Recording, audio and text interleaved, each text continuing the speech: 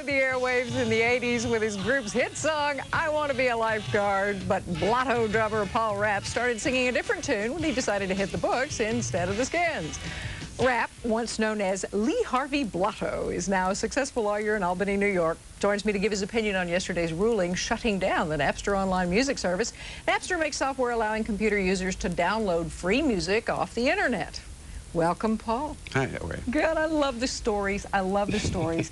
You quit as an economist for New York's Public Service Commission in the 80s after doing a video for a new concept called music TV. Yeah. A couple of kids at SUNY came and said, you know, you've got the song Lifeguard. Can we do a music video? And we said, well, what's that? Yeah. And they said, well, you jump around in front of the camera and, you know, don't worry about it. And it's for a class. So we said, sure. And it cost us $32. They got an A in their class.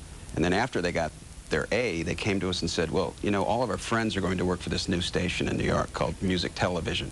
Can we give them the tape? We said, sure. And it turned out that a lot of the staff at MTV, when it first started in 1981, were graduates from SUNY Albany and all Blotto fans. And as fate would have it, the first day MTV went on the air, we were on there. Our video was being played. I mean, that's wild. Oh, so overnight, you know, Blotto becomes this hip new sensation. Mm-hmm. What'd you think? I was stunned. You know, we called up, we started getting airplay on WNEW in New York. And I was, at the time, working for the Public Service Commission. I called them up and I said, you know, my stage name was Lee Harvey Blotto. I said, I'm Lee Harvey Blotto. And they said, well, yeah, we're playing your song. And I said, I know. Well, what do we do now? do we get paid for this? What happens now? What happens next? Yeah.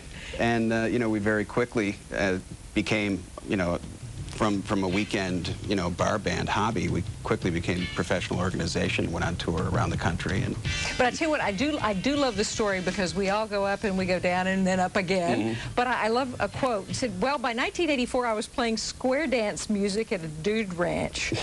And I took the LSAT the next day. Yeah. So you sort of rode the wave as far as it took you. We stopped as a touring unit in early 1984, and we all sort of had to struggle to figure out what we were going to do with the rest of our lives. And at that time, I was having a hard time breaking out of the musician mold. So I was taking any gig I could, and I wound up playing that summer at the Roaring Brook Dude Ranch in Lake George. And part of the gig was this elderly cowboy would come out with an elderly horse, and he'd ask the horse questions. And my job was to hit rim shots as the horse was pounding his hoof on the dance floor stage. Oh, no. And I thought, maybe it's time for a career change here. Wait a minute. So you went down in the world. You decided to become a lawyer. Yeah, so I said, okay, maybe I'll take the LSATs and see where that goes. God. When you actually had to apply to the bar to get in, and they asked you about any other names, tell me about that. After you take the bar exam, you have to go through the character committee for the New York State Bar. And the very first question before your real name, before your social security number is, are you now or have you ever been known by any other names? And I was like, wow. You know. Blotto! Yeah. But they passed you anyway.